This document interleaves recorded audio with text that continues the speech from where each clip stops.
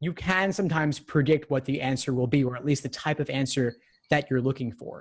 And necessary assumption questions are really nice because there's a couple of strategies. One of them is if there's something new in the conclusion that did not appear in the evidence, it's likely that that new thing will be a necessary assumption of some kind. The necessary assumption will be relating that new thing in the conclusion back to the evidence.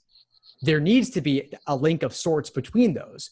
Otherwise, the presence of that new thing in the conclusion is not justified. So the correct choice, when negated, will destroy the argument because it needs to be the case. It would be impossible for the argument to work if that necessary assumption were not the case. So the best thing you can do is look for new things in the conclusion that do not appear in the evidence and use that as a first run through. This isn't always the way to do them though, but it is one of the most common ways.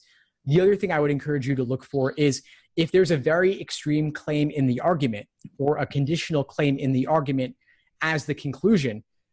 Conditional statements by their very nature are quite extreme actually, because they're saying that all that needs to happen for y is x. X alone is sufficient to guarantee y, meaning that nothing else is necessary. So they are automatically dismissing all potential alternatives. And so keep that in mind as something to be looking for as well.